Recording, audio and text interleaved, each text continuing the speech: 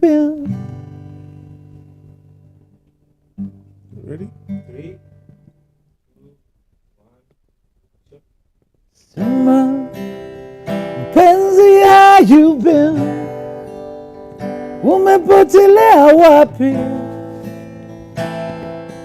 Fanya nini na nani? Unajua, Hattie, babe, it's cold outside.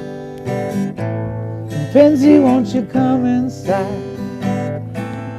You don't have to hide your love. Unajua, Hattie, baby, I'm your guy. Mpenzi, put your pride aside. You don't have to hide your love. Sema, mpenzi, how you been? Habari ya maisha. I miss you, my teacher. Yeah. Sema, mpenzi, how you been? Umepotelea wapi? Umefanya nini na nani? Unajua, sema aje. Hattie, baby, it's cold outside. Benzie, won't you come inside? You don't have to hide your love. Unajua, Hey. Hattie, baby, I'm your guy. Okay. Benzie, put your pride aside. You don't have to hide. Hey. Taza? Beautiful, beautiful, beautiful. Thank you. Wow, wow. Okay, what a way to start, ladies and gentlemen, boys and girls. Karibuni sana. Welcome to Obinna Show Live. We are live with the one and only, the man, the myth, the legend, Gilad. Milo. Asante. Some people say Gilad, some people say Gilad. Gilad. Milo. Milo. Gilad Milo. Yes, sir. Milo one like and the only. drink. Like the drink. Yeah. We are broadcasting to you live from Milele 72 Lounge in Lavington. Of course, I love this place. This is the place where I hang out and other important people. So if you want to feel important, or if you want to become important, or if you're an important person, this is a place to hang out. Ample parking space, their food, amazing, privacy, A1, and also have a car wash on site. If you want to drink, you want to eat, you want to vibe, pass by Milele 72 Lounge and you'll be glad that you did so. Tonight on this show, I'm hosting a longtime friend of mine. I knew him when he had called me to book me for an event. Yeah.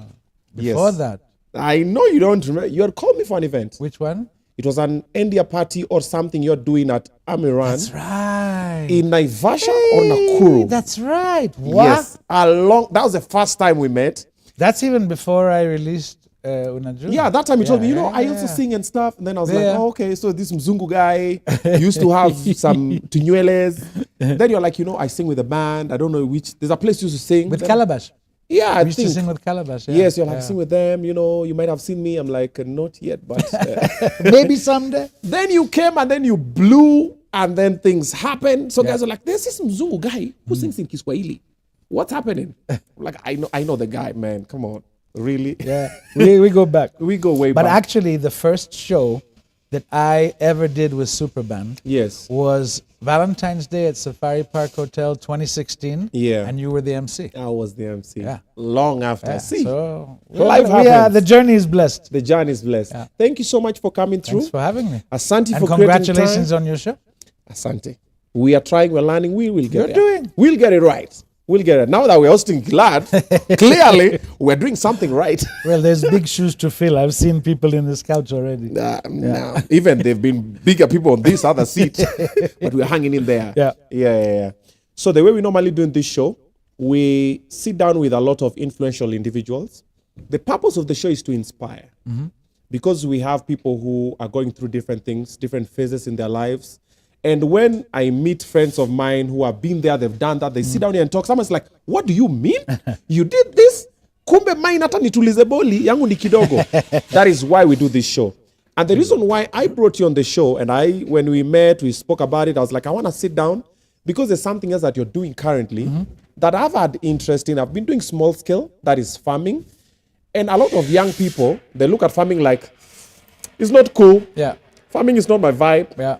So the right person to talk to them about that would be a superstar who is a musician, who knows how to handle influence, and also now is in farming. They're like, okay, he's been here.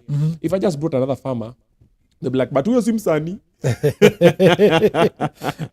So I had to bring you. So I'm happy to be here. And always happy to talk about that, for sure. So we're going to talk about farming. But before we get into the business of farming, how it makes money, you're a millionaire now. Bado, from farming. Bado. Come on, really? In shilling, maybe. Let me ask, so that we can just get the context. How much is the maximum of money you've made from farming in one season? That is, let's say, 5 months? Who is watching this show? People from... Kiare? No, Kiare tumwambia wasiwatch leo. We had a season at the beginning where we did over 20 tons. Kitunguu saumu in a very good season. Okay. More than one season, of course. It was also the second one. And at that time, it was selling around, garlic was selling around 350 to 400 per kg. So what's that, like 7 million, Ama? 7 million. Of course, it's not like, it's a process, yeah. But I mean, of course, you go through the season and you sell, it didn't take that long to sell actually. But I've seen really good seasons, yeah. Again, I don't want to mislead and promise fantasy numbers, because it's very real work. I think that was what we call beginner's luck. I don't want to think, I don't want to say, oh, you're guaranteed and what. This is agriculture. Agriculture is in the hands of God. We do the best we can to give it the best chance of success, yes. Use good fertilizers, proper procedures, good farm practices, we can talk about all that. But my father taught me, when somebody tells you this is easy money, run, okay? Because they're lying to you. Okay. So I don't want to promise that. We will get into the details so they know how it got there or what can go wrong as well. Yeah. But just so we are right, 7 million, one season. You're calling it beginner's luck. Yeah. A season is how many months? 5 months. 5 months. How much seed money? Like total cost to make the 7 million through farming of kitunguu saumu? A little bit over. I mean, to set up the farm from zero. Yeah. Because I invested in the farm and the drip irrigation, all of that. Yes. Somewhere close to, with everything around 2 million. Yeah. You made 7. So that means with 2 million, you made a profit of 5 million. Like I said, it was a very unexpected season. I had thought, I remember we talked about this when we met too. Yeah. I had thought that, the fence and the infrastructure and the store and all of that, it would pay back over time, right? Okay. It happened differently. Paid like that. Differently. But like I said, not every season has been like that. Okay. And I've seen many since then, and I've seen different scenarios, different weathers, different seeds, different. So I'll tell any farmer, if you can do a first season and break even just break even, not lose money, then you've learned a first season. Yeah. Don't jump now to the next thing. You've paid your dues. Okay. So what many farmers do is they learn their first season. They figure, I didn't make enough. Let me jump to the next crop. That's a mistake. You paid now to learn. Okay. Now is the time to try implement. You'll get better, obviously. Okay. Yeah. So I'm now almost 3.5 years in, yeah? Only on kitunguu saumu. 7 million, 1, 2. So we're gonna continue, but first, Hunter, so we try and fix this mic kidogo. Okay. And then to feature your cable, alafu ndio start tuanze. So, Gilad has made farming cool, and I've seen him work with a lot of cool people around farming, including Giuliani. So we're gonna be talking about that also in a while. But for now, I want us to start with the music. Just sunge skuma ndani ya shati hivi pite na side ya nyuma. He'll move again. No. Like that. So what's everybody else seeing now? They're just seeing that. It's live. Really? That's the fun part of it. All right, we are live. All right. Fix the jacket, bro. There like you so. Go. Yeah, there you go. Nice. Can you hear me now? Yeah. Check. check. 1 2 1 2. Saumulord. Yeah. All right. So, most people know Gilad from his music. Yeah. I knew him before music, then now after music, now I know him as a farmer. So let's go back to, you are not from Kenya originally. No, from Israel. You're from Israel, but now you're Kenyan. Yeah. When did you come to Kenya? First time I came to Kenya was 1996. How old are you? Let's not get personal. First time I came to Kenya was 1996. Wow. And I came here backpacking after the army with my then girlfriend. Okay. And after we returned from here, I proposed and we got married in 97. So we are together, since Kenya, pretty much. But we're together since the army, but we got married after Kenya. But that was backpacking. Wow. I came back again in 2002. Okay. I was the spokesman for the Israeli government spokesman for the Kikambala bombing. Remember in Mombasa? Yeah. Yeah. So I came here and I was like the media rep. So I stood and it was like the government spokesman outside the Paradise Hotel in Mombasa where the terrorist attack had taken place. Okay. Was here for about 16 hours. Landed with the rescue forces. Did the TV. I did the spokesmanship. Went back to Israel. 3 months later, I got posted here, deputy ambassador. Yo. That was 2003. From backpacking to the deputy ambassador. Yeah. Came down. That's I was 2 or here. 3. I loved it. I landed here with a 4-year-old son, a 1-month-old daughter. We just loved it here. I mean, and you just said you're not going back. You know, it wasn't like that. I did my posting here 2 years and a bit. Okay. Then I got posted to LA. So we moved from here to LA for 3 years. Okay. Worked in Hollywood as the Israeli consulate. Got to meet all, work in that kind of space and all that. And then met my neighbor from Nairobi, who was the MD of Amiran, who after a bit of a conversation and me kind of criticizing that I had some ideas about working with small scale farmers and things like that. Basically, he gave me a job. Long story short, they flew me to London, hired me, and brought me back to Nairobi. And everybody thought I'd lost my mind, like in terms of family. And my dad is a 37-year career diplomat. So I was like the least likely to leave, right? I'm my father's son. And when I left, everybody thought I was nuts. You're leaving the government and the diplomatic career to go and live in Kenya and work as business development for an agriculture community and stuff. Yeah, and it's like a job for life, right? It's like a government. I mean, you don't. Farmer. And you go, I left. You're leaving to go and work for an agriculture company. It wasn't to be a farmer. Amiran was at the time the biggest agriculture company in Kenya. They had built the whole flower sector, all the greenhouses, all that. And I came in to create something new at Amiran with a couple of other guys, which was about small scale farming.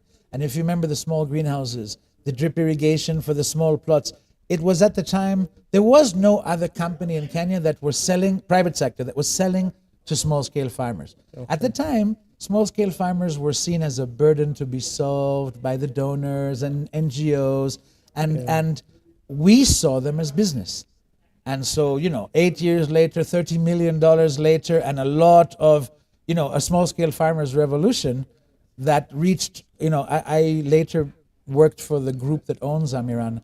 So we exported this Kenyan-born small-scale revolution to Nigeria, Ghana, Zambia, Rwanda, Uganda, Tanzania, all from Kenya. Wow. And at the time, you mentioned Giuliani. Giuliani was... Yeah, so Giuliani was ambassador for Amiran. He was my choice for our brand ambassador. I was head of PR and business development. Yeah. I heard him speaking, and he just inspired me. It was just before the election, 2012, and it was about getting youth to stay away from violence and stuff like that. Giuliani... just incredible, yeah. At the time, they called him the conscience of the streets. Of course. And I walked up to him after, like a crazy guy, and I said, you know what? I have some ideas for you that'll blow your mind. Let's meet. Came to my office. We sat 3 hours at my office at Amiran, and we invented the Farming is Cool concert tour. And did it around the country. We went around the country everywhere with him as our poverty eradication ambassador. We had the youth fund loan, the Agri Vijana loan, which we had partnered with the youth fund. So we had 10,000 youth groups across the country growing with these greenhouses, and we kind of lit Kenya up in the context. We made noise in a positive way. Yeah, and I did that for 8 years. I loved it. You've said you guys made 13 million USD. 30. 30. 30. 30 in million the 8 USD. years that I worked at Amiran, from idea, from concept, for this farming of an all-inclusive farmer's kit. Yeah.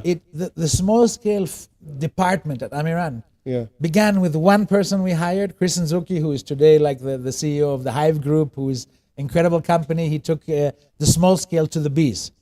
So he was like my brother back in the day, but we came together and from idea to 8 years later, that small scale division grew to like 40 pickups and agronomists and staff and a shop and training centers across the country. One of them I remember launching in Kajiado, where today I have my own farm, kind of separate. Very, very fast forward and in a very different way, but yeah. Yo, bro, that's huge. You're just brushing on it as if it's something. We did 30 million USD, then that's the thing. I remember a headline, my favorite story. I did a lot of interviews back then because I was like the front guy for Amir all the media and all that. And there was a headline, I think in the Standard or what, that the headline was, after they did an interview with me, one headline was from Beverly Hills to getting his hands dirty with farmers, because I'd come from LA, so they liked the headline. We didn't really live in Beverly Hills, we were government, but anyway. And then not the expensive side of Beverly Hills, And then later on, the headline read, there was one story that read, I make farming cool.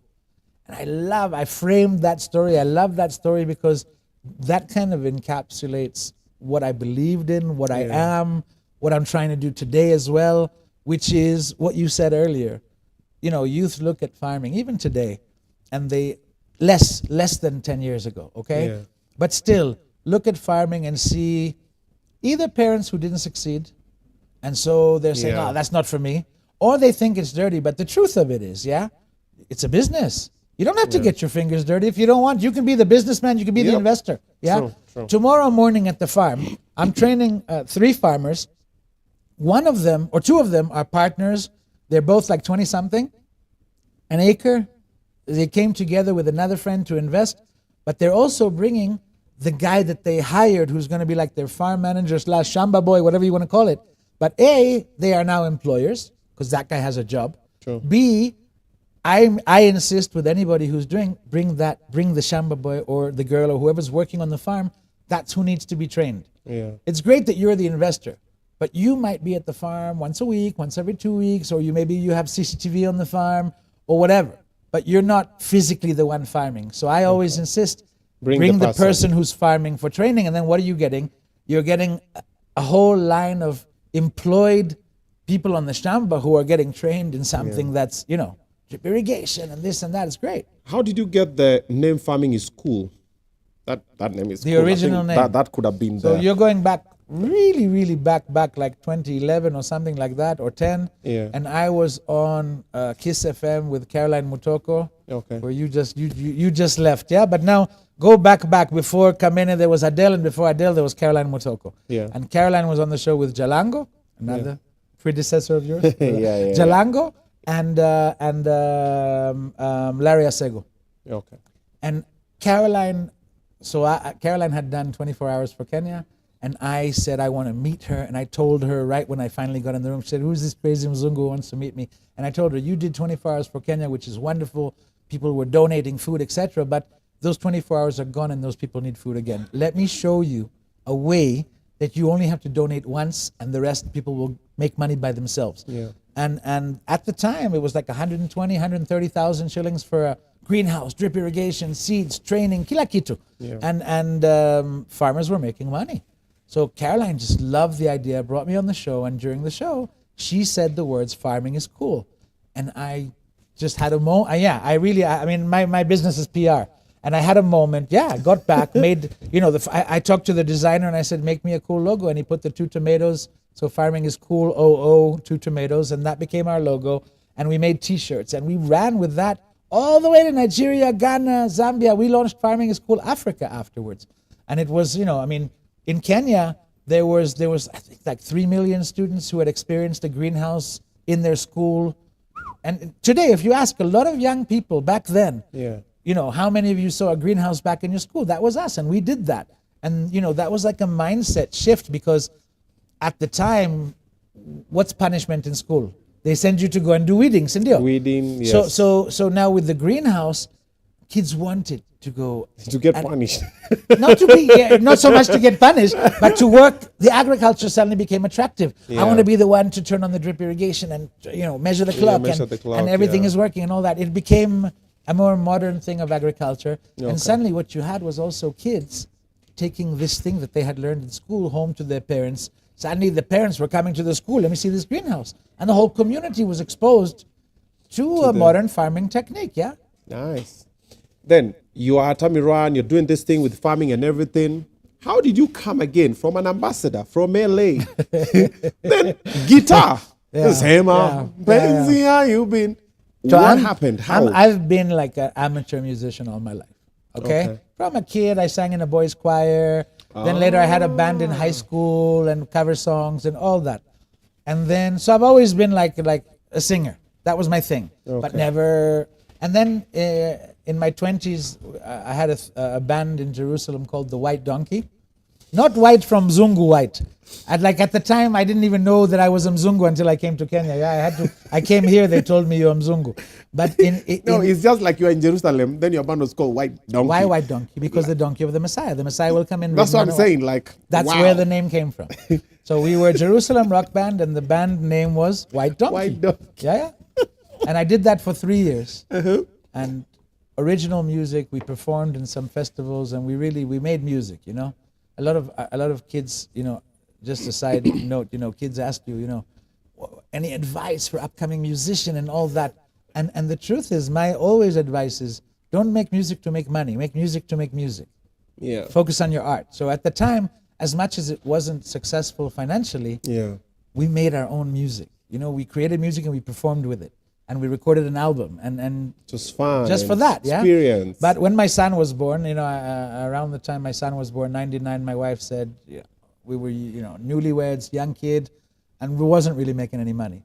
So I went and I had earrings at the time. I had spiked hair, shaved my hair, took out the earrings, went for a job interview at Channel 2 News, and then I got a job as a journalist for about 2 years. Around 9/11, the war in Afghanistan, I covered foreign desk. So I did that. Then I got accepted to government. Became a diplomat, Kenya and then Los Angeles, all of that. Then Amiran, we had said. When I came back to Kenya, as much as I was working for Amiran, one day I found myself in a club and Calabash Band was performing. And I just kind of had the nerve or the guts to go up and say, can I sing a song with you? And they said yes, and I just felt the urge to sing out with a live band, It's been like 20 years since I did that. And I got up and sang Hotel California, and they looked at me like, can you do another one? And I sang Master Blaster, No Woman, No Cry, stuff like that. And I kept coming back every week. And I'd become like an integral part of the band. I had my own set. We performed at Israel Independence Day for the Israeli Embassy, and we created my own set, but I never took money. It was always about just singing. I had a job at Amiran. This was just for fun. At some point, I started singing Swahili cover songs. I sang Ali Kiba Cinderella was my first song. Yeah. Rudi home, wewe, Rudi nyumbani. That was like my first song. Sang that on TV in Tanzania once. And everybody was like, wow, if you pay homage to Ali Kiba in Tanzania, you're doing the right thing, Yeah. And so I did that once on TV there. But that, and then I sang Kidum, and then I sang Juliani's Utawala. And the reaction from the crowd was, Huyu ni mzungu. And it was like that. It was so powerful, And over time, one time I picked up the guitar and I just started writing my own song, and Swahili came out. And that's what Sema, mpenzi how you been. That's how it started, for real.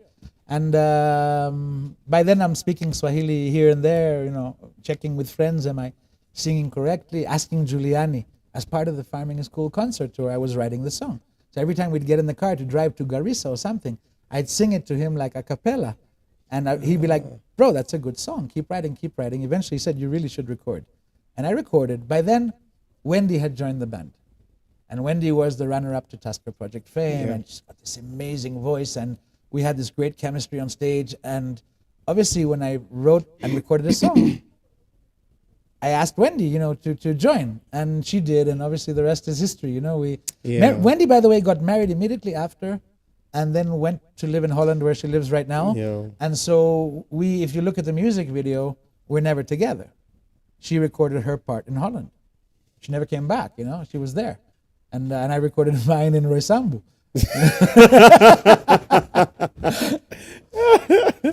But like you get to perform the shows by yourself.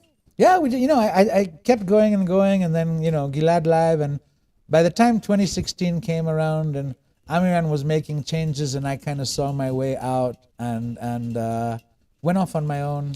So you left Amiran in 2016 for music, just on the evening of Gilad Live. It was literally 2 months before Gilad Live, which was like, if you remember, the billboards all over town, and I hosted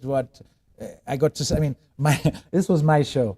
So I literally invited my favorite musicians, and then had me sing their songs. So I sang Eric Wainaina's Daimam Kenya, sang with Heart the Band, Uliza Kiatu, sang with Giuliani, Utawala, Wendy, Della, everybody came through, and we did a show at the race course, and it was a really, really big show produced by Chris Kirwa. It was a very big show.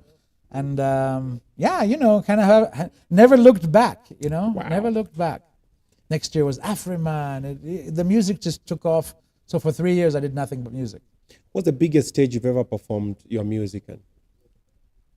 Okay, stage crowd, live crowd. I did NRG Wave on New Year's Eve 2019 or 20. It was with Sauti Sol, with Ali Kiba. And it's like 10,000 people. So that was crazy. And I got on stage and I sang Sema, and the crowd sang Everybody the whole sang, song. they performed 10,000 people sang Unajua. It was just incredible, yeah? And so, that happened. After that, you're like, okay, I quit. I'm done. I can quit, But the biggest audience-wise was Afrima. I sang Angel Uriel at Afrima in Lagos when I won twice that night. And I got to sing the song Angel Uriel live. Akon was the host. He introduced me, and I don't know, they said 70 million people watching. Even if it's 7, it's okay. It's a lot. Yeah. 7 million we have now. Yeah. 7 million we have now. Wow. Your songs have a way to touch people's souls. Have you ever thought of doing like a club vibe? Like bend over. Not that kind of club vibe, but I did Nisamehe with Naiboy, which kind of made it to the clubs a little bit, produced by Magic's Enga, so I was kind of going in that direction. But I did Fire with Della, which was produced by classic Be Classic from Tanzania, who's a Tanzanian producer, which got a kind of bongo vibe to it. So I did try different things. People will meet me now, and I released a whole album. I've got almost a second album. People will meet me and like, I love Unajua, and Sema Milele release another song. I'm like, there's actually more. You're like, what? Come on. But Nakuahidi did well, and Rangia Bahari. People, when you get in front of a crowd, there was a night we did almost an acoustic night, and it was kind of like with the crowd. And every time I'd start singing, you realize how much the crowd actually does know the words to Salama and Rangia Bahari and Nakuahidi. And so there's other songs that made it, and but they're like your kids, you don't compete. What's your favorite song? My favorite, I was about to say, they're like your kids. It depends on my mood. I love Karibu Nyumbani that starts with that kind of rain sound at the beginning. Yeah. I really like Salama. Of course, Unajua and Sema Milele are like those songs, but if you don't sing them twice in every show, people throw rocks at you, But I think Nakuahidi I really love the message of that song. But on and on, And even now, it's funny because we're talking about those songs, and those songs are 6, 7, 5 years old, whatever. And today, I'm in a very different place where I'm working on an album on a whole bunch of songs that nobody's heard, and I'm taking my time, and it'll come when I'm ready. But speaking of which, a little bit of Nakuahidi. Nakuahidi.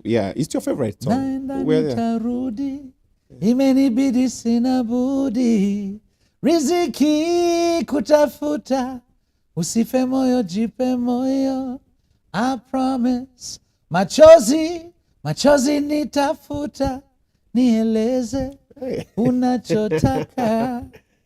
Nice. Shout out to Della, one of the biggest voices in Kenyan music.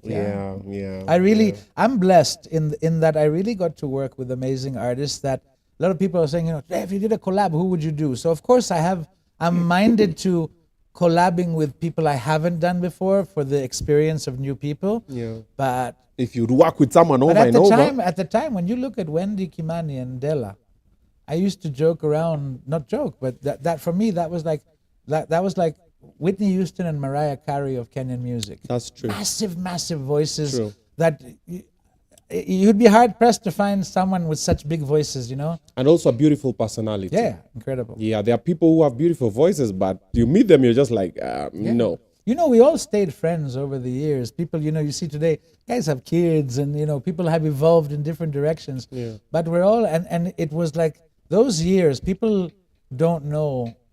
For me, like one very symbolic example of those like 2016, 17, 18 years was actually a Heart the Band show at Alchemist. Okay. And there was a moment, when you talk about artists coming to each other's show to support, at one point, we all went on stage without Heart the Band's approval, literally, and we all grabbed the mic and began to sing unplanned. And the people on that stage were Nyashinsky, Bien, Big Pin, Nameless, myself, and everybody like grabbed the mic and did like a verse. But everybody was at the show.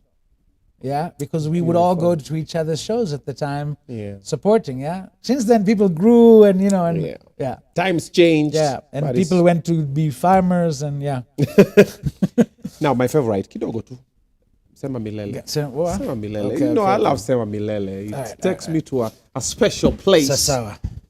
Here we go. Dedicate this to someone special. Okay. I'll know when I see you, it's a wonder in your eyes. I know when I see your face, Nakuahidi, this is my place. When you say that I'm ready, I'm feeling. When you say tunaweza, I believe it. And if tuko pamoja, baby, won't you say milele, Sema milele, tafadhali, Sema milele. Baby, usijali, and tuko pamoja. Baby, won't you say milele? The short version. Yeah. Thank you. I love it. Asante sana. Who's the most craziest fan you've ever met? Wow. Or what crazy gesture has a fan ever done? You're like, yo, it's a fan. Of course, you have the people at the shows and the ones who want the selfie after and the best. But they were like, the best is like, I used to, because of Sema Milele, that became such a wedding song. My thing began at, I can't remember, a few years ago, I was like the wedding crusher. So I would remember I used to show up at weddings and somebody would order me or book me to surprise the bride or surprise the groom or the crowd, or to propose, okay? So this guy flew me to Mombasa, and picks me up at the airport, and the deal was we go to where his girlfriend works, and I walk in and she's like this crazy fan, and I'm gonna sing to her and he's gonna get down on one knee and he's gonna propose. Okay. Get from the airport, got the guitar, we get there, we walk why in. Why am I nervous? No, because you have to deliver. You know, he's paid the deposit, but the balance, I assume, is only if she says yes. Yeah, if she says no balance. We get to Mombasa, we walk into the office, people realize, you know, and there's like this buzz beginning to happen, and I walk in, and I begin to sing, and he gets down on one knee, and this girl cry. There's no way she's saying yes, she's pouring, and I'm singing, and I don't know if she's crying louder than my singing or what, but I'm singing and I'm not giving up. You know, keep singing until this girl says yes. Also not giving up. I'm maneuvering around, you know, for a better angle. Sema Milele. Tafadhali. Eventually she said yes. The guy was like, he was on his knee the whole time. He was begging. He's just waiting. He's waiting, and she was so nervous. She was so moved. It worked, yeah? But she said I was going to say yes from the beginning. I was like, yeah, but you want to hear the song? It's okay. But I mean, to see people respond like that. Yeah. And I mean, who am I, honestly? Yani, really, it feels like that. Like to get such a reaction from someone. So, yeah, but I mean, you know, over the years, there's been crazy stuff. Like even today, I'm in Isinya, because my farm is in Isinya, so I go to Isinya town because I'm buying fertilizer for the farm or whatever. I need some nails to fix something. So I go to Isinya and I'm standing at the general hardware or the agrovet or whatever. Suddenly, this young lady runs all the way across the road and she's holding her phone in her hand and she's yelling, Gilad, Gilad! And she's coming for a selfie, you know. And I was like, yeah, but you have to announce it to the whole. And the funny thing is, I was in farmer mode. So when you're in work mode, I'm all in like, you know, I'm definitely not dressed for the part, right? Yeah. And you forget that you're whatever, famous or known or whatever, and you're in your, I gotta go buy my fertilizer and head back to the farm. I got things to do. Yeah. And I completely forget. And then somebody she's like, she wants a selfie. I'm like, oh yeah, that guy. Wow. Yeah, beautiful, it's interesting. Beautiful. It's really interesting. Have you ever had a show that didn't go as planned? Sure. Because as comedians, we get on the stage sometimes. You put on stage at 3 a.m. The audience was there by 4. They've laughed the whole night. If it's a comedy show, you get at 3 a.m., they're tired. Yeah. So maybe you have good jokes or whatever, but guys are just... So mine didn't go. I mean, yeah, I've had those too. I mean, of course, you know, but my 4 a.m. was Maseno University. We went with Superband. We drove up. We were on a tour. We had done like a whole bunch of shows, and we get to Maseno. I think that was like the last show, and we have a bus, and we had a sponsorship, and we had a whole whatever bus to ourselves and all. And we drove up to Maseno, and the campus shows, as you know, there's time, there's Kenya time, there's Africa time, and then there's campus time, yeah? So we were told to drive. Maseno is, you have to go out of Kisumu, right? It's like 40 minutes, right? From. So we went out there about 40 minutes with the bus, and they told us be there by 12:30, and we're like playing. Midnight? Yeah. Because campus show, right? Okay. And we were after a few, the opening, whatever acts and all that. And King Kaka was performing that night as well. Okay. So we met him there. We get to the show by around 2:30. At around 2:30, King Kaka gets to the bus and he's like, bro, let me go on before you. And I'm like, okay, you know, respect King Kaka, wrong whatever, move. right? Wrong move, bro. No, the story ends well, yeah? Mm-hmm. The story ends well. But, so I let him go on. Somewhere around 4:15, 4:30, with the band is like sleeping on the bus and we all get woken up, it's time to go on stage. You know, campus shows, everybody stays on stage, right? Because they all played a role in bringing you there. We get on a stage. By that time, 50 people are standing on stage. There's no room to move. But the crowd is full. We played from dark till sunrise, and we had the sunrise as part of the show. It turned out amazing, and there's like whatever, a few thousand people there. Incredible show at the end of the day. But you really had to kind of wake yourself up. You know, like 4:30 a.m. I got on stage. Literally. Wow. I know, Maseno, they've been doing their events and it ends like that. Yeah. I used to sneak from home to go watch them. No, but the same happened at Machakos. It's happened to me on several campuses where... The campuses are like that. They're always last minute. There was another show I did, Mr. and Mrs. Campus. I can't remember which one. I think it was in Egerton or something. Okay. And again, you know, like I was in the car sleeping till like 3 a.m. and like, wake up, sing, okay. Shika balance. So we're about to start talking about farming, but before that, let me talk to my people a little bit about cars, about clothes, about the vibe. So if you're looking for a machine, you want to upgrade your car, or you just want to buy a brand new car, talk to Magari Affordable. They're on social media, get them, talk to them. They'll be able to outsource for you locally or import for you. If you want to pay pole, most of the cars that we have, you can't just get 5-10 million lying around somewhere. Unataka kushikanisha kidogo, talk to Magari Affordable. They'll give you that plan. Unalipa pole. Whether you get bank financing, ama when big boy, you want to pay cash, talk to Magari Affordable. Na ukitoka kwa showroom na gari, lazima uvibe fit. Unapiga luku kama hii nini, go to Style Hub. That is Royal Fit Style Hub. They're on social media as well.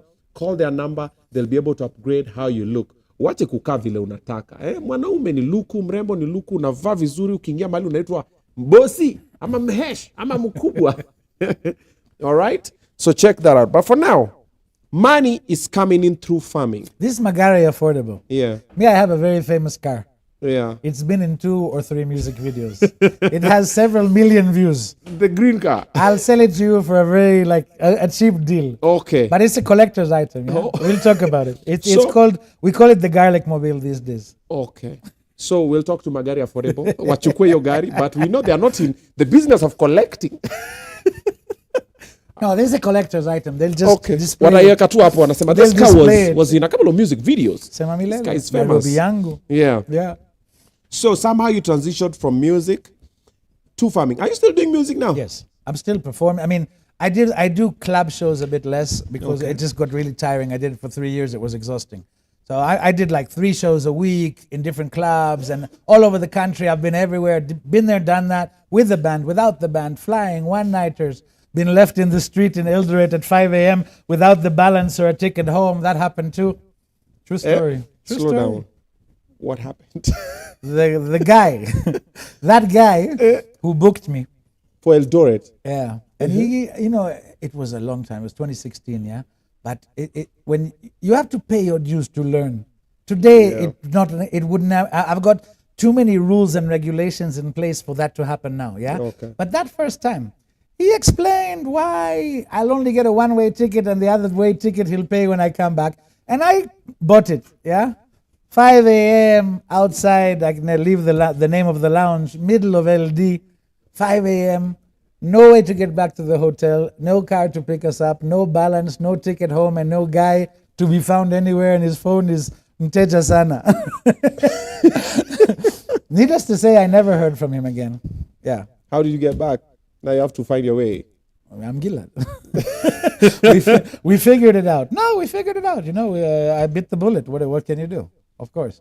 Yeah. We made it back another day. Welcome to Jumanji. Yeah, you have to. It happens. You have to learn somehow. You have to, everything is experience. I don't care if you're a singer or a musician or if you're a farmer. At the end of the day, experience is the best teacher. The best teacher. What happened to me in LD, that's a one-time deal because after that I knew to take in advance, deposit, and I learned how to work, yeah? But I learned balance. We say you learn through your feet. You learn the hard way. Yes. When was the last time you released a song? 2 years ago. So for 2 years, you've been doing farming. It's not exactly that. I have a PR agency, which is like a full, it's a lot of work. You've seen Aziad as the brand ambassador for BIC. Okay. That's me. That's my invention. I invented the campaign. I chose Aziad, came up with the campaign for BIC, which is my client. Yeah. And other things that I've done. So I'm very active in that space, and that's my day job. That's my bread and butter. Agency. The agency, Milocoms. And that's it's a boutique PR agency. PR has been my profession for years. Whether you're representing the flag of Israel and that's the brand, whether you're representing Amiran and that's the brand, from working in the news to being a government spokesman, I've seen it from all different directions. Okay. And you learn by experience. So PR is like my main business, and music keeps going here, there. I do some corporate shows. I have been.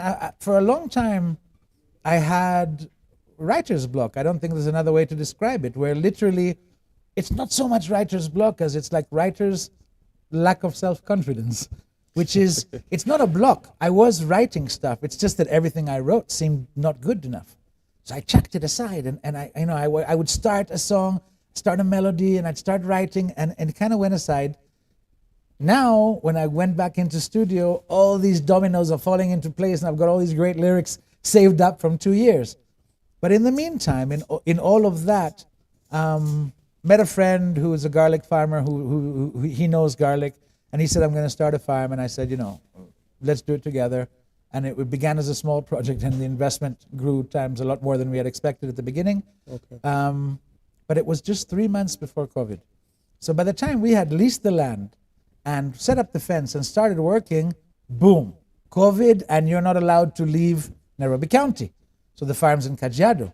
So we got, for farmers, they gave a barua and you could go and get, and that would allow us to travel. So while everybody was locked away in the house, because remember, during COVID, again, I had 3 shows a week when COVID hit. That stops. And that was like a major source of income. PR was the other major source of income, and most of my clients kind of held back their money to wait and see. People were, you remember, people were waiting to see what will happen, right? And so there was that. And just like many people who reinvented themselves unexpectedly, COVID? I had always wanted, because in all the years that I worked in Amiran, I was busy with food security and the bigger business of farming. But I never really farmed myself. We had a greenhouse at home because that's what Amiran was doing, so we bought one. But it was my wife who wanted it. It was my wife and daughter who were farming. I kind of took pictures and posted. You know, it was less, you know. You're the investor. Yeah, and I was eating all I would go in and take all the tomatoes and eat the cherry tomatoes. But when we started the garlic farming, when COVID hit, everybody was locked in their house, and we found ourselves 5:30 a.m. out on the road at the farm by 6:30, 6:45, and we'd spend the whole day there and make it time for curfew. And it was always like a race to get in time for curfew because we wanted to maximize. So we would work until 4 or 5 there. By the time you get back, it's curfew. And we're racing. I remember one time I dropped him off at home. I raced home. And just as I passed the cops, they put the spikes on the road just behind me. I was like, wow. The other one is different. Yeah, the other one is different. Yeah. So, and we did that. And we did a first season, which was awesome. And we did a second season, which was awesome. And we really learned. And most of all, what we learn now as businessmen, leave alone just farming, we realized that we had stumbled onto this amazing crop. So I had done tomatoes, capsicum, watermelon, sweet melon over the years and experienced it working with Amiran and the greenhouses and all that. Didn't know anything about garlic. Discovered that garlic is something that Kenyans love, like local garlic. Much more than the Chinese, yeah? Kitungu saumu. Yeah? Kitungu saumu. Kenyans love kitungu saumu. They have a patriotic pride in the local garlic, and there's just not enough of it. Crazy demand, very low supply. We're importing a crazy amount from China. Doesn't make us different from the rest of the world. China dominates 80% of the world garlic. But Chinese garlic is that very white one. And the white one you're used to. Yeah, the one that you see everywhere. Even the mamambogas, you see 111 they're selling, yeah? Yeah. So our local garlic, different varieties, but doesn't matter. At the end of the day, it smells better, it tastes better, it's better for cooking. And the 5 main ingredients that exist in garlic, which that's how you judge the strength of garlic, the local garlic has it much, much more than the Chinese. So it's much better for cooking, for everything, but we just don't grow enough of it. So after a couple of very successful seasons growing it ourselves, we had a water challenge which forced us to shrink the farm. So we adapted by turning the farm into a training farm. Then when the water problem was solved, by then we had created a new model which was basically bringing in everything I knew from Amiran, which was what the small-scale farmer needs. Okay. They need the proper tools, the proper technology, the proper advice, training, spray program, the extension, the advice throughout the season, and eventually the market. Yeah. So today, Oleraha, which is our company, yeah, and we began Oleraha Farm. Now it's Oleraha basically Oleraha Garlic, yeah, and we sell seeds to So if you come in right now and you say I want to grow garlic, okay, I'll provide you with top quality seeds, okay, which. It's not like seeds that you buy off the shelf in the supermarket. Okay. With garlic, we plant the cloves. And those cloves have to be prepared exactly right and shooting right so that if you plant them too early, they'll take too much underground. If you plant them too late, they begin to spoil. So the whole game is timing the preparation of the seeds versus your preparation of the farm. Okay. And I'll guide the farmer how to make the beds, how to mix manure, how to prepare everything. On my side, I'll prepare the seeds. Then we meet. They come to our farm. We do a training one-on-one. Like tomorrow morning at 7 a.m., I'm out in Isinia training 3 guys. Yeah, just me and them. So the kitungu saumu for Kenya, it's not white. No, it's pinkish. Hunter, you have any? But you have different varieties. You have an Africa giant variety like Moyale, which is more from Ethiopia. Okay. Originally, would be like a dirty white, pinkish. Then you have Rwanda, which is from Rwanda, which is very pink. And then you have another variety still, which is Arusha, which is purple. But they're all like East African varieties, which over time have been adopted here in Kenya, have grown in the Kenyan soil. Okay. Yeah. So it is pinkish, kind of. You'll see, when you see it, you know it immediately, of course. As you're used to the white one, kumbe is the Chinese one. No. But you've seen also, like if you go, in many of the supermarkets, you have, they call it either Chinese or import, and then they have what they call local garlic. And if they manage to get good quality, what you see is some amazing garlic, yeah? Like my wife, she will not buy Chinese. She if I don't bring garlic home, she'll bring Chinese garlic home just to be like, the shoemaker is walking barefoot, because it's simply not as good.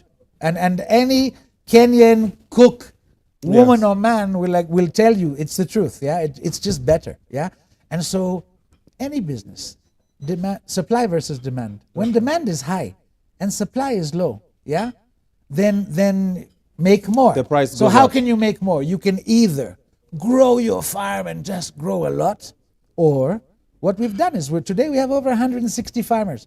I've got farmers growing with us in Kilifi, in Bondo, in Embu, in Meru, in Kajiado, all the way to Namanga, all over the country. And today with WhatsApp, with videos and such, I can guide them. You don't have to wait, for the government agronomists to show up to your shamba like the old days. Today, send me a video of your shamba, and I'll tell you, I need a close-up of the leaf.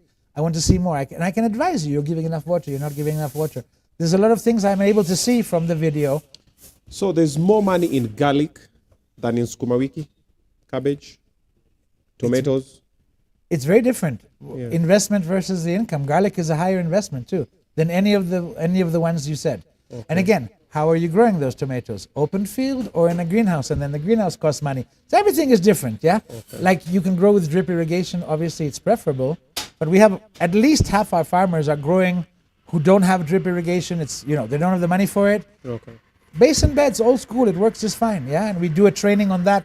We have a whole section of basin beds on the farm so we can train farmers who don't have drip irrigation. Okay. But, it's a bigger investment. You'll invest on an acre around 350,000 in a season. 1 acre? Yeah. Investment is... On seeds, fertilizers, pesticides, things that you need for the season, yeah? 350,000. Around 350, yeah? Okay. Now you can double up.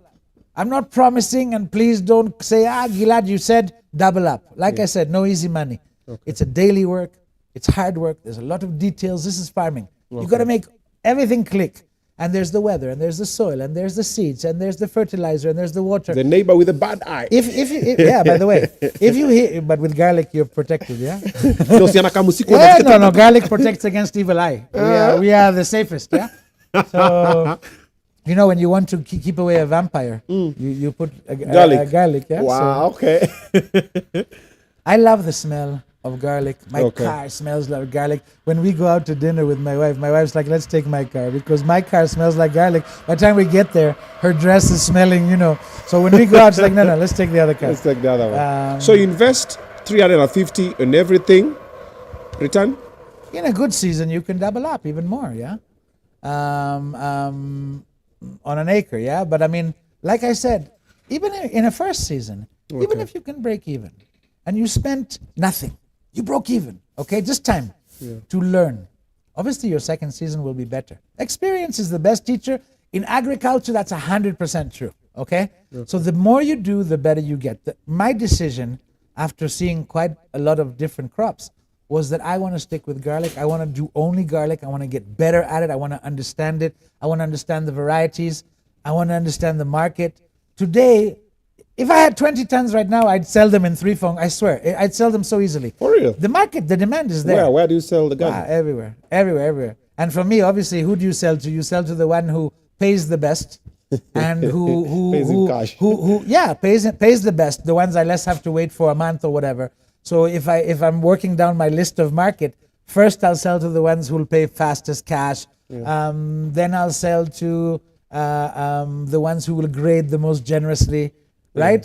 So with the farmers, I buy back from the farmers and I grade very generously, and I pay cash. Yeah. So there's advantages. If someone asks to Musomu now, there's market now. I prefer. First of all, yes. I've never. If it's good, it's a no-brainer to sell. Really, it's a no-brainer. Automatic. I don't have a contract.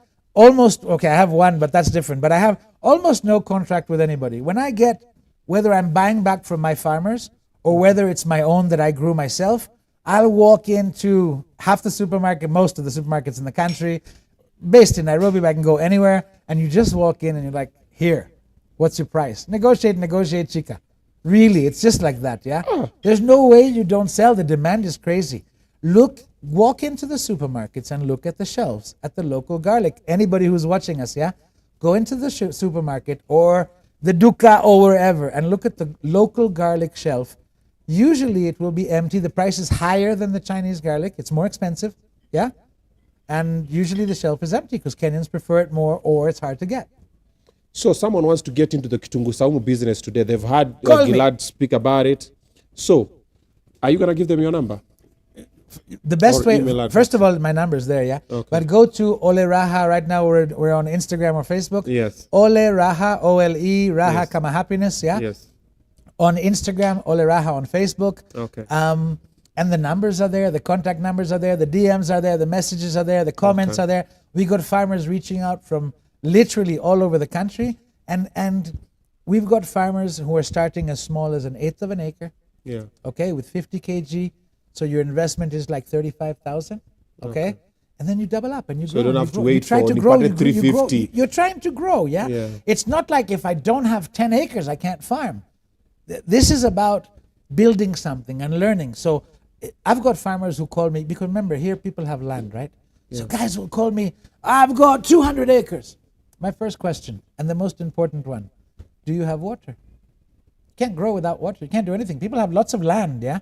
In Kenya, people have lots of land. But if you don't have a sustainable water source, garlic requires almost 10,000 liters a day for 5 months. That's in an acre. One of those big, an acre. The big 10,000 liter tank. So if you don't have that, I'll tell you, right? That's my first question to you. Do you have land? Do you have water? If the answer to the water is no, I'm relying on rain, I'll tell you don't do it. It's too expensive. It would take us through the process. From the beginning, someone wants to try garlic farming now. Step one. Guys are reaching out to me on Facebook, on Instagram, on DM, on WhatsApp, on text. Okay? So where do they begin? Any of the above. Any of the above. And you'll ask me, hey Gilad, I want to buy garlic seeds. I saw you on Obinna live show, on Obinna show live. I want to start with garlic, okay? Any one of the Instagram, Facebook, whatever you get to, and you'll say I want to farm garlic, I'll ask you. Okay. Do you have a shamba? Because I don't deal in leasing land and stuff like that, yeah? Okay. Do you have a shamba? Does it have a sustainable water source? And are you farming already? That's what I'm interested in, okay?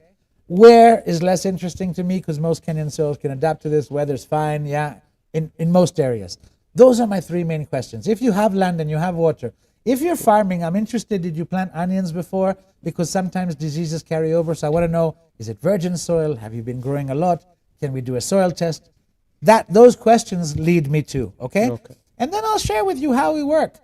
We provide seeds at this much, 700 shillings per kg, and you need this much per acre. And this is, and the whole method of how we work, how long it takes to prepare the seeds.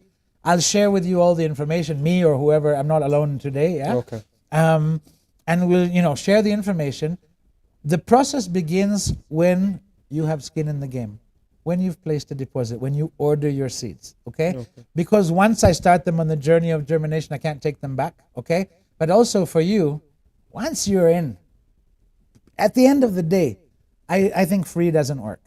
Okay, I think people don't appreciate free and don't. No, they always think it's nothing of value. When you've put your own money in, you're gonna work hard, and you'll be committed, right? Because you want to get something out, and that is the best one of the best motivators is that, yeah. So when people, they place an order, we begin to work together. I guide you on how to prepare your land, how to make the beds. Are you using drip irrigation? Are you not? Etc. etc. On my side, I prepare the seeds. In about a month, we meet at my farm. For farmers who can't make it, I've done a lot of trainings on like WhatsApp video and then I'll send them the seeds on courier. So we've done that as well. I got a farmer in Kitale now who couldn't make it to the farm, but we did it like that. So yeah, and I'm happy to say we have a lot of happy farmers, a lot of farmers who have done well. We're really like my heart and soul's in this. So you asked me earlier what happened in the 2 years when I didn't write music. My passion got sidetracked because I was. It's funny. It's funny, But it's true, when you're passionate about something. Yeah. Man, I was jumping out of bed at 5 a.m., I swear, to go to the farm. And there's that, when you wake up and you're like slow. You're like, I don't want to wake up today. Yeah. Not today. And when you wake up jumping out of bed because you're excited about what's ahead of you on that day. Yeah. And we would drive to the farm and we were building something new. And that, agriculture is that thing that keeps you rooted, keeps you grounded. You couldn't write. At the end of the day, it's really, I don't know how to explain it, but it's like a humbling thing. In the new album, the music that I'm working on, there's a song that, there's more than one song that I've written on the farm, but there's one that is completely like Shambani, and stuff like that. And, that song about Kitungu Saumu? No, I didn't mention Kitungu Saumu, and I'm playing with the idea of should I put it in the video or not, but the concept is of like, it's a generational thing here, okay. And it separates us in a large way from many in the world, where here, people are close to the ground, close to the soil, and it's an amazing thing. And you should see, like, I've been blessed to train, I don't know, over 150 farmers, I think, or 100 farmers, because sometimes I split with my partner and like that. But when you've trained enough people on the farm, and ask anybody who's done the training with me, I spend time and I make sure everybody understands, and questions and all. I need them to understand. And I'll tell them, when you get back to planting, call me 5 times today if you have to, but I need, rather than make a mistake, because planting is the most important part of the season, yeah? Do you think if the government gets funding... You're taking me to politics. No. We don't do politics. Not the politics like that, yeah. Like if they put funding on agriculture, do you think we stand a chance of lowering the prices of... everything? In the country? I think that agribusiness is the most available means of making money in Africa, and Kenya is the advanced class of Africa, okay, by far. When it comes to agriculture, few countries in Africa come anywhere close to Kenya. We've got an amazing flower sector that is way advanced in terms of technology, which spilled over to vegetables and other things. Kenya is by far more advanced than most of Africa in terms of agribusiness, in terms of small-scale farming and the development of that. So I think that if that's taken on a massive, again, from my perspective, my dream is to make Kenya famous for garlic. Just like in the days of Amiran, I dreamed of making Kenya famous for tomatoes. And at some point in East Africa, that worked. We became the biggest supplier of tomatoes. Somalia, South Sudan, Tanzania, Uganda, everything was coming from here at the time, yeah? So I'd like that to develop for Kitungu Saumu, and of course for other things.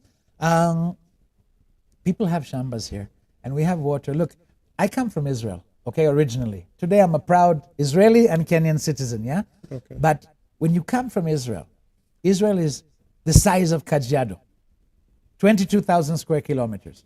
So Kenya is 26 times the size of Israel. Lake Victoria is 3 times the size of Israel, okay? It rains here like there's no tomorrow. What is Israel? Israel's tiny. You know everybody. Like, that's Nani from... Yeah, we recently had the whole place carpeted, Yeah. But Israel's very small, yeah? And from one side of the country to another in a taxi is very cheap. No. But when you come 80% desert, okay? And yet it's the biggest... Israel. Yeah. And yet it's the biggest supplier of horticulture to Europe, okay? Kenya, 26 times the size of Israel, water like there's no tomorrow, farmers so many, and we're dealing with food insecurity. And to me, it doesn't make sense. It does. I've been here 20 years. I get it, okay? But the reason I'm staying and that I'm so persistent and that I'm stubborn is because I do think that we can do something about it. I've seen an insane change from 10 years ago to where we are today, okay? Things that were then the first time, the first training center, the first greenhouse, the first drip irrigation, and here we are 10 years, 12 years later, and there's 100 companies selling drip irrigation and greenhouses and packaging seeds in small packages, etc. Small-scale farmers are a force today, and that was not the case 10 years ago. They were only growing maize and beans, for subsistence. Yeah. Today, farmers are all over the place, capsicums, different things, herbs. Avocados. Back in those, avocados is a thing now. Cabbage, yeah. It wasn't like that back then, and today it's grown. Where are we going to be 10 years from now? I think that that cliche that says that Kenya could be the food basket of the world, I really, really believe that. but not from a let's just feed the world. From a place of, as Kenya, let's make so much money from that to grow the economy in a massive way. And I'm talking Dubai style, yeah? Imagine if because the world has nowhere left to grow its food. So instead of them coming here, taking our land, I say ours because I'm a proud Kenyan, yeah? And my kids grew up here. So I feel connected here and my future's here, yeah? So rather than have foreigners come here, grow food for themselves outside and make money while they're doing that, and just hire some Kenyans, rather, with our own land, with our own technology, with our own abilities, let's grow the food for them and sell it to them at a nice price, okay? Everybody's happy. Kabisa, and bring money into the economy. It can be done. I think there's a lot of awareness. I don't want to get into politics, this or that, but I can tell you this. I do think that the current government definitely has a lot of awareness when it comes to agriculture. Okay. Yeah, enough said. What's your take on GMO? If you can do it without, it's better without. I think it's almost inevitable. Because even some farmers, they prefer.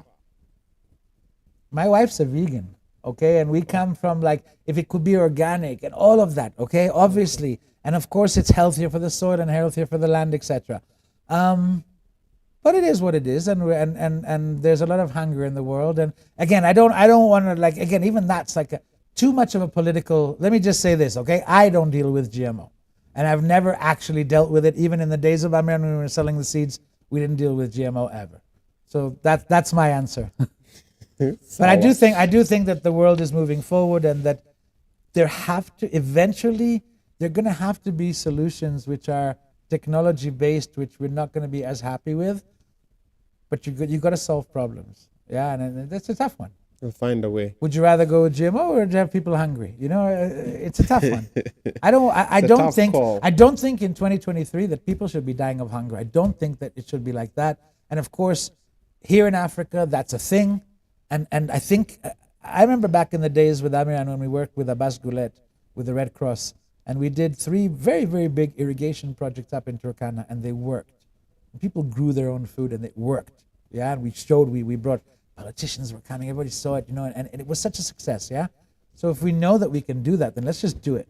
Let's just do it. Stop talking. Let's not see the same pictures again next year of people dying of hunger and explain to me that they're pastoralists. I don't buy it. Yeah. We had massive projects, greenhouses up in Garissa and Wajir and Turkana, and we were growing, and it works. Yeah. Drip irrigation was invented in the desert. It wasn't invented in the green area. It was invented in the desert for arid areas. Yeah. So, there are solutions. And after so many years with so many governments and so many donors and NGOs and all that, you think to yourself, how are people still dying of hunger? It doesn't make any sense. In Kenya, every year, trust me.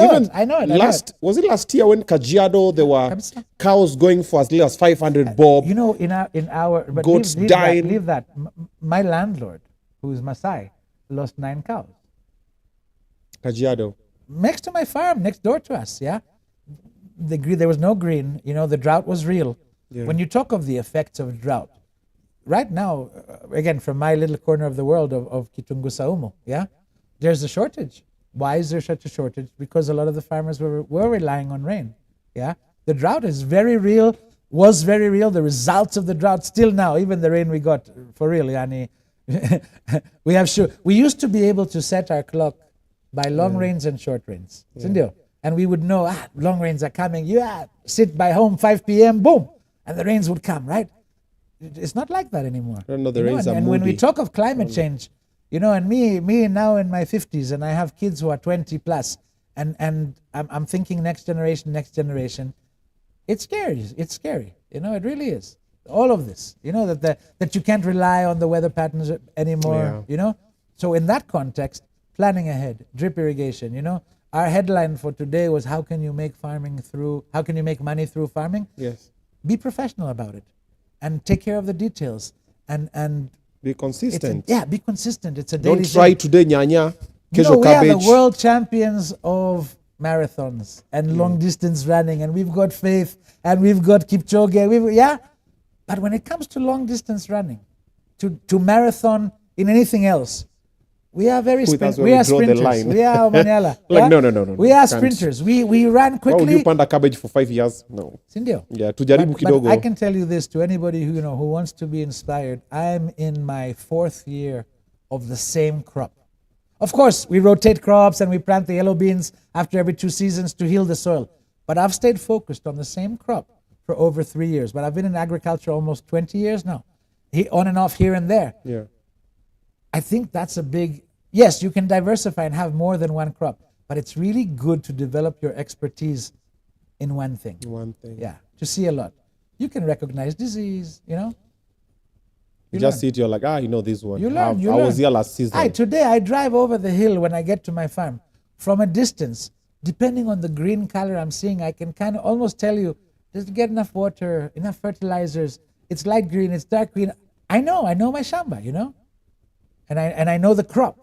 So now you have how many acres of I mean, because it's a training farm, our whole operation is on 4 acres, Okay. Now recently shrunk to 3, but our whole operation is on 3 acres. But like I said, if I count how much tonnage of garlic we are associated with and how much we've managed to grow, and you know the beautiful thing about agriculture, most of all, you're not stealing from anybody, you're not taking from anybody. It's nobody else's money. It's money that you're growing from the ground. Yeah? So it's not at anybody else's expense. It's you with yourself, what you grow, go sell, get your money and go through the process. Yeah? I mean, the funny thing is, if you look at my upbringing as a kid, I grew up in big cities as a diplomat's kid. Farming was the farthest thing you can imagine from my life. My dad never, and here I am. Like, I love it. Where does food come from? The supermarket. I love it. Right now. I got to Israel. I was in Israel last month. Yeah. So my daughter and I, we were staying at my son's place. And so I went with my daughter to the supermarket. And she took pictures of me from the side. And I posted it. The first thing I did, I went to the garlic, smelled the garlic, checked it out. They've got this thing, the plastic container where they sell just the bulbs. I was like, what? How do we bring this back to Kenya? And everything I was looking at, my immediate thinking is, how do we bring this back to Kenya? In Israel, drip irrigation is everywhere. It's all over the roundabouts. It's in the streets, yeah? Here, it wouldn't last the night. My point is... Find new owners. Huh? It would find new owners. Yeah, it would water somewhere else. But at the end of the day, yeah? It can work. It's the biggest cliche in the world to say that there's a lot of potential here. One thing is for sure. The soil here is crazy fertile, no matter where you go, okay? And we have water, we just don't have organized water. So borehole farming has become the thing. For me, without getting political, if I could advise the leadership of Kenya, one thing, okay? Invest in the water infrastructure. If you can bring the water to the people, the private sector will do the rest in terms of getting the people to now farm. Yeah? Because there's a business model there. But the people need the water. And there's entirely too many areas, and it's 2023. You want to invest in something. Before the next train, maybe a good pipeline of water, in across the country.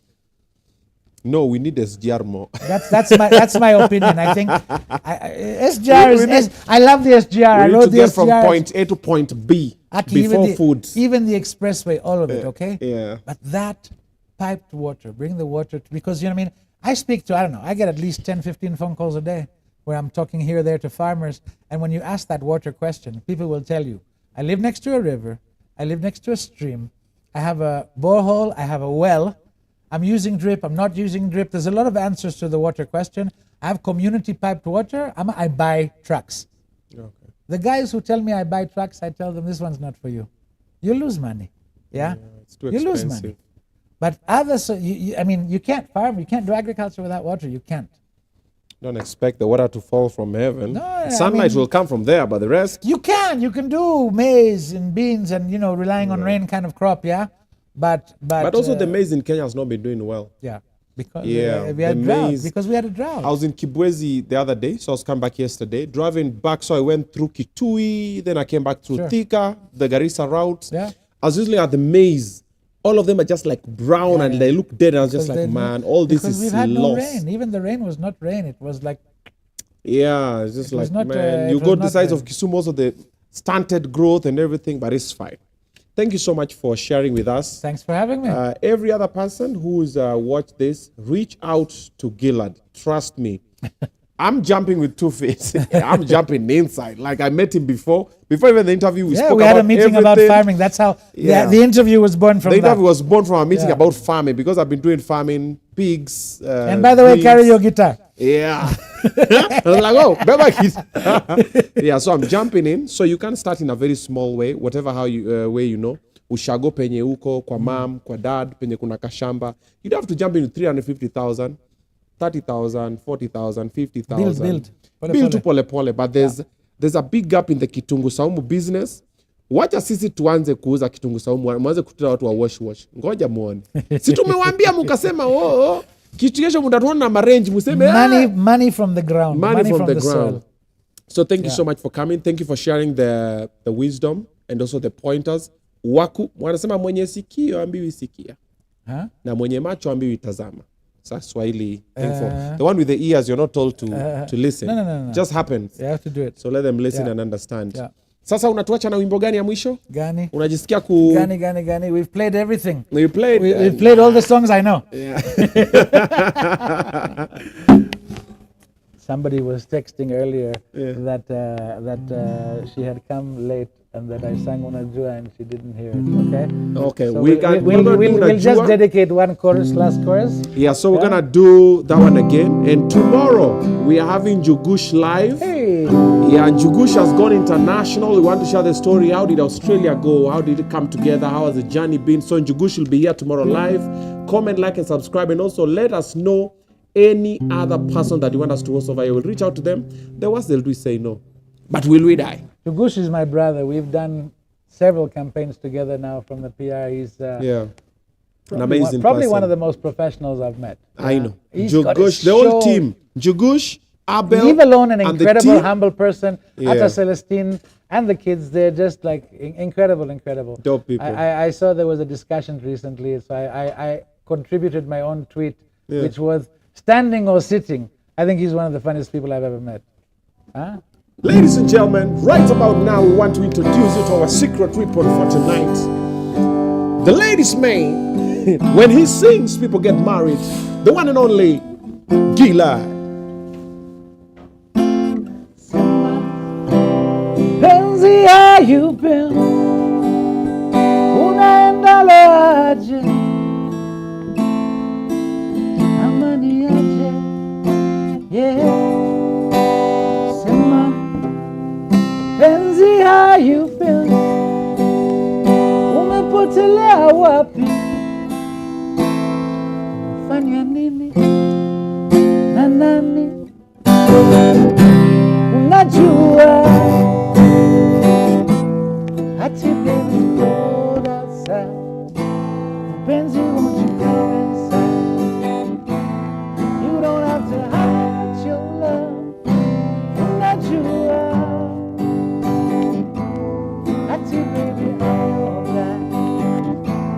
Benzie, put your pride aside. You don't have to hide. I'm missing baby, now that you're with him and you're not here. Nakuahidi, I'm used to it, you know. Nitakupenda milele. Even though I'm not around you, there'll always be room for you right here kwa roho yangu. Unajua Ati, babe, it's cold outside. Hey, love songs on a Monday, really? You wrote them, bro. That's all we have today. Good night, guys. God bless you. We'll see you tomorrow, same place, same time. This is Obinna.